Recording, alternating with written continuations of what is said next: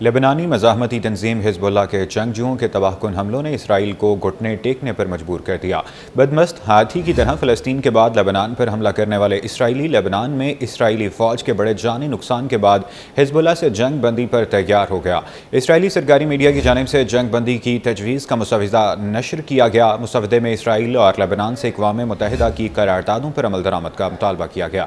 اسرائیلی media کے مطابق 60 روزہ جنگ بندی کے دوران مکمل عمل درآمد کو حتمی شکل دی جائے گی۔ اسرائیلی جنگ بندی کے 7 دن کے اندر لبنان سے اپنی افواج واپس بلا لے گا۔ اسرائیلی افواج کے انخلا کے وقت لبنان افواج کی تعیناتی شروع ہو جائے گی۔ نگران لبنانی وزیر اعظم نجیب مکاتی نے امید ظاہر کی ہے کہ چند گھنٹے کے بعد جنگ بندی ہو جائے گی۔ جنگ بندی کی خبروں پر وائٹ ہاؤس نے رد عمل دیتے ہوئے کہا کہ اسرائیل لبنان جنگ بندی سے متعلق رپورٹس اور مسودے زیر گردش ہیں، مگر یہ مذاکرات کی عکاسی نہیں کرتے۔ رپورٹس کے مطابق اسرائیلی بھاری جانی نقصان کے سبب حزب اللہ کو دریائے لطانی سے دور دھکیلنے سے دستبردار ہو رہا ہے۔ فلسطینی میڈیا کا کہنا ہے کہ رواں ماہ لبنان اور غزہ میں حماس اور حزب اللہ کے ہاتھوں 62 اسرائیلی فوجی ہلاک ہو چکے ہیں۔ حزب اللہ نے تازہ ترین کارروائیوں میں شمالی اسرائیل میں 3 ڈرون حملے کیے۔ اس دوران 1 اسرائیلی ہلاک جبکہ کئی زخمی ہو گئے۔ حملے کے بعد علاقے میں آگ لگ گئی۔ عرب میڈیا کے مطابق حزب اللہ کی جانب سے لانچ کیے گئے 5 میں سے 3 ڈرونز شمالی اسرائیل میں داخل ہوئے اور اہداف کو نشانہ بنایا گیا۔ یہ بھی بتایا گیا کہ تل ابیب کے شمال میں واقع خزیرہ میں ایک ڈرون دھماکہ ہوا تھا۔ دوسرے ڈرون کو فضا میں تباہ کر دیا گیا جبکہ ایک ڈرون نے خلیج حیفا میں ایک فوجی ہدف کو نشانہ بنایا۔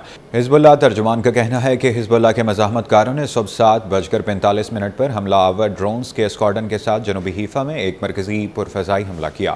حزب اللہ کے ڈرون طیارے طویل مدت تک مقبوضہ سرزمینوں کی فضا میں اڑتے رہے، تاہم صہیونی فوج انہیں ڈھونڈنے اور مار گرانے میں ناکام رہی۔ 5 ڈرون طیاروں نے صہیونی کی مدد سے فضائی دفاعی تہواروں کو پار کر لیا۔ اسرائیل کے ہیوم اخبار نے رپورٹ دی ہے کہ حزب اللہ کے داغے گئے 5 ڈرون طیارے 20 منٹ تک اسرائیل کی فضا میں اڑتے رہتے ہیں۔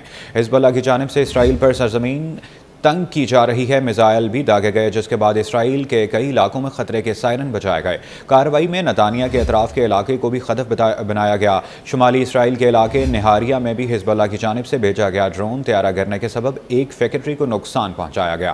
حزب اللہ کے جنگجوؤں نے الخیام کے جنوب اور مشرق کی جانب اسرائیلی فوجیوں کو راکٹوں اور توپ کے گولوں کے ذریعے نشانہ بنایا، جس کے نتیجے میں ایک اسرائیلی ٹینک میں آگ لگ گئی اور اس کے اندر موجود عملے کے ارکان ہلاک اور زخمی ہو گئے۔ ادھر حزب اللہ کے نئے سربراہ نعیم قاسم کا کہنا تھا کہ اسرائیل کے خلاف مزاحمت میں کامیابی ہماری ہی ہوگی۔ نعیم قاسم نے کہا کہ شہید حسن نصر اللہ کا مقصد ہی ان کا مقصد ہے، ایران کا کوئی مفاد نہیں، وہ ہمارے اصولی موقف کی تائید کرتا ہے۔ نئے حزب اللہ سربراہ نے غزہ کی حمایت جاری رکھنے اور خطے کو اسرائیل سے درپیش مسائل کا بھرپور جواب دینے کا عزم کر دیا۔ انہوں نے مزید کہا کہ ہم کئی دنوں، کئی مہینوں اور سالوں تک مزاحمت کرنے کی صلاحیت رکھتے ہیں۔ اسرائیلی ہمارے سرزمینوں سے نکل جائیں ورنہ اسے بھاری قیمت ادا کرنی ہوگی۔ نعیم قاسم نے کہا کہ اسرائیل کو فیصلہ کرنا ہوگا کہ ہم قابل قبول شرائط کی بنیاد پر جنگ بندی مذاکرات کے لیے تیار ہیں۔ اسرائیل سے کوئی بھی جنگ بندی تجویز موصول نہیں ہوئی ہے۔